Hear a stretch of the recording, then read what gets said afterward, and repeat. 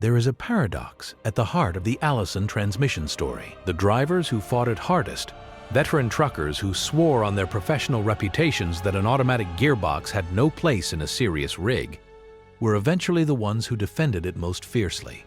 Not because they were forced to, because they drove one long enough to change their minds. That reversal didn't happen overnight. It took decades, a war, a fuel crisis, and one of the most quietly brilliant beachhead strategies in industrial history. And it started not on an American highway in the 1950s, but at a racetrack in Indianapolis in 1915, with a man who had very specific opinions about what good work looked like. James Allison was one of the founding partners of the Indianapolis Motor Speedway. When he built his machine shop near the track, established specifically to tune and improve his race cars, he hung a sign on the wall that set the tone for everything that would follow. It read, "Whatever leaves this shop over my name must be of the finest work possible." That wasn't marketing copy, it was a personal standard. And when the United States entered World War I in April 1917, Allison proved he meant it. One day after the declaration of war, he personally canceled the Indianapolis 500 and redirected every resource his company had toward the national war effort. His shop began producing aircraft engines, artillery tractors, tank components, and precision reduction gearboxes for Liberty engines. The man shut down his own greatest passion because the country needed him to. The reputation built from that commitment followed the company wherever it went. Allison Engineering, renamed to reflect an identity that had grown beyond its racetrack origins, earned formal recognition from the U.S. Bureau of Aircraft Production for its Liberty engine work. By the 1920s, the company had become one of the most respected precision engineering operations in America, specializing in aircraft reduction gears and high-speed superchargers. James Allison died in 1928. General Motors acquired the company the following year for $592,000, with one condition: the headquarters had to remain in Indianapolis indefinitely. That requirement still holds today, nearly a century later. Under GM's ownership, the Allison division scaled to a level its founder likely never imagined. Its 12-cylinder liquid-cooled V1710 aircraft engine passed acceptance trials at Wright Field in April 1937, becoming the first American engine to reach 1,000 horsepower in that test. When Pearl Harbor was attacked in December 1941, Allison was immediately called upon to scale production from roughly 225 V1710 engines per month to 3,000 per month by 1943. The workforce expanded to more than 23,000 employees. Those engines powered P-40 Warhawks, P-38 Lightnings, and aircraft across Allied air forces throughout the war. By the late 1940s, components built by the Allison division were being designed into systems that would eventually reach space. Propellant tanks built by the Indianapolis operation were part of the service module for Apollo 11. The same shop that once tuned race cars eventually built hardware that helped carry humans to the moon. What almost no account of Allison's history explains clearly is the specific strategy the company used to infiltrate an industry that actively didn't want it. That's the part worth understanding. If you're enjoying this so far, drop a comment below telling me which detail surprised you most. I read all of them. The war ended. The Allison division faced a question every defense manufacturer eventually faces. What do you build when the military no longer needs you at wartime scale? The answer was the American trucking industry. But Allison's entry into that market was nothing like a direct assault. In the late 1940s and throughout the 1950s, operating a commercial truck was a genuinely skilled trade. A Class 8 truck of that era came equipped with a manual gearbox that might have anywhere from 9 to 18 forward gear positions, with no synchromesh, no electronic assist, and no margin for error on a mountain grade. Executing a clean gear change meant double clutching, reading engine speed by ear, and committing to a selection before conditions gave you full information. Truckers were proud of that difficulty. The ability to run a heavy manual gearbox smoothly across thousands of miles, in all conditions, at all hours, was the credential that separated a professional from someone who merely had a license. When Allison began working on heavy-duty automatics in the post-war years, It was entering a market that was not simply indifferent to its product, it was philosophically hostile. And the technical objections were real. Early automatic transmissions generated heat, consumed power, and cost more than the manual units they were meant to replace. The first iterations were slow to respond, unpredictable on grades, and prone to hunting between gears in ways that made experienced operators feel like passengers in their own trucks. The veterans were not wrong to be skeptical. The initial products genuinely underperformed in the applications they cared about most. Here's what most accounts of this history miss. Allison didn't try to fight that argument. It found a different problem to solve. Rather than pursuing long-haul operators who had the most experience and the strongest professional identity built around manual skills, Allison deliberately targeted the applications where manual transmissions were objectively punishing. Garbage collection, concrete mixing, urban delivery, municipal buses. These were vehicles that stopped and started dozens or hundreds of times per shift, operating in tight city spaces under constant load changes. For these applications, the specific expertise that highway truckers valued was largely irrelevant. What mattered was torque delivery at low speed, mechanical durability across thousands of shift cycles per day, and a reduction in driver fatigue that translated directly into operational output. The CTP-4, Allison's first on-highway automatic transmission, arrived in 1956. General Motors, Ford, and Dodge commercial trucks were among the first to offer it as an option. Initial sales were cautious. The price premium was real. But in the stop-and-start vocational market, the results were hard to argue with. City bus operators reported improved service reliability. Garbage fleet managers saw clutch replacement costs fall. Concrete mixer operators arrived at job sites carrying less accumulated fatigue from the morning's shifts. One fleet converted, then another. Not because Allison had won a cultural debate, but because the operational data was making the argument on its own. What Allison had established, quietly and without announcement, was a beachhead. Not in the glamorous segment of long-haul freight where the industry's identity was concentrated, but in the unglamorous daily work of refuse collection and cement delivery.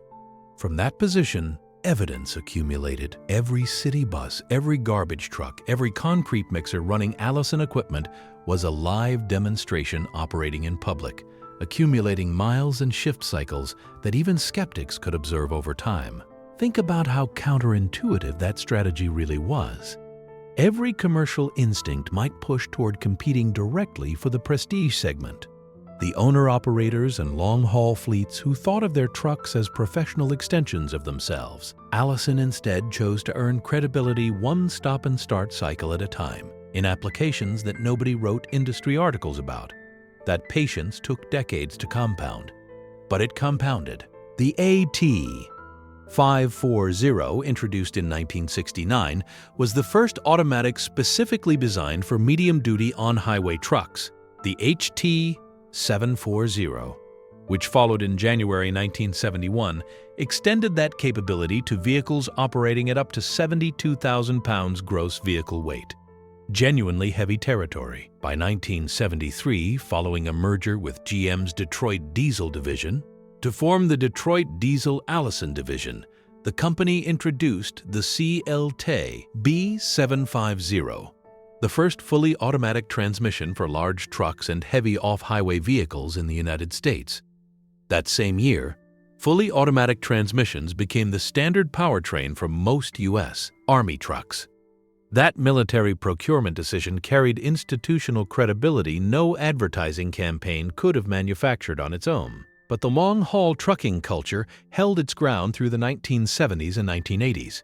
The Allison badge on a highway truck remained primarily a vocational signal. Serious operators ran Eaton Fuller Road Ranger manuals, available in 9, 10, 13, or 18 speeds, knowing exactly which gear to select descending a mountain pass loaded to 80,000 pounds, managing engine braking and transmission heat simultaneously, was a skill that took years to develop.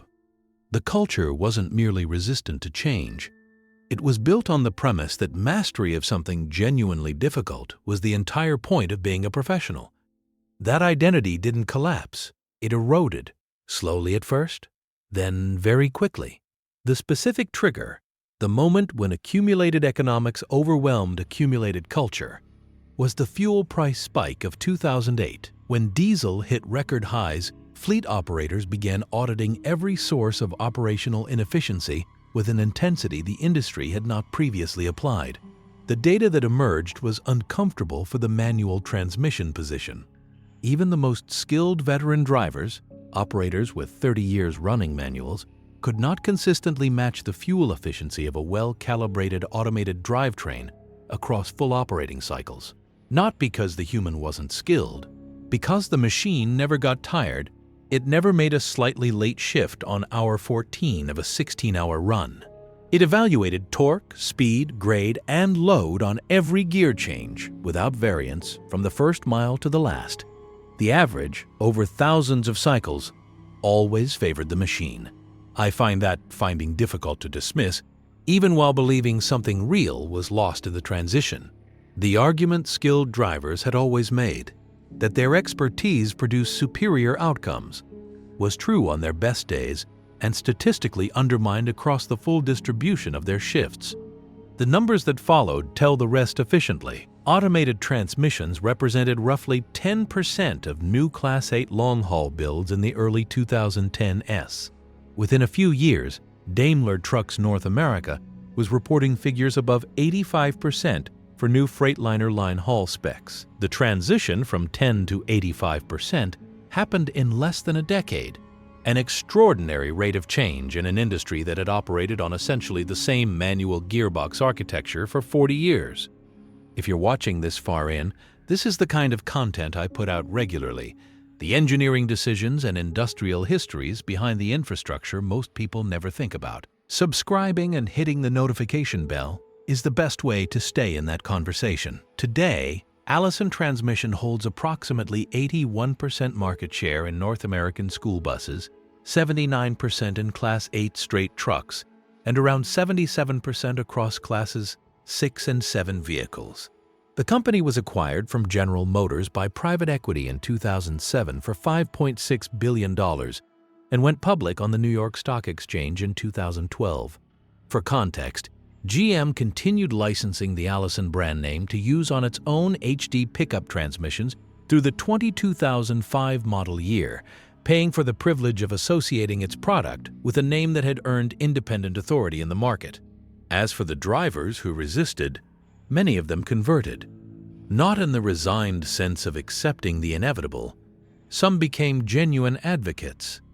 The reason, when they articulated it, was usually physical. Arriving at the end of a long run without the accumulated damage of thousands of clutch engagements, the fatigue in the knees, the tension in the lower back, turned out to be something drivers could learn to value, even when they'd never expected to. The harder question, and one the trucking industry is still working through, is what was actually lost. Manual transmission driving of the kind that the industry demanded in the 1960s and 1970s produced a specific mechanical literacy. Drivers who spent years on 18-speed gearboxes understood their equipment in a tactile, intuitive way that no software dashboard fully replicates. They knew what the truck was telling them through vibration, sound, and resistance, and they knew the difference between what their truck could do and what it could safely do. That knowledge is retiring with the generation that built it. The Allison transmission story is not simply the story of a better product winning a market over time. It is the story of how a professional identity was quietly renegotiated across 7 decades, through a wartime pivot, a garbage truck, a fuel crisis, and the slow arithmetic of millions of data points that eventually made the old argument impossible to sustain. James Allison's sign still applies, in spirit, to everything the Indianapolis operation produces. Whatever leaves this shop over my name must be of the finest work possible. The drivers who fought hardest against that standard eventually had to concede that the standard had been met. The thing about a product that genuinely works is that it doesn't need your permission. It only needs enough time. If you want to keep following stories like this one, subscribing here keeps you in that conversation. And if you know someone in trucking or commercial vehicles, this one is worth a share. We'll see you in the next one.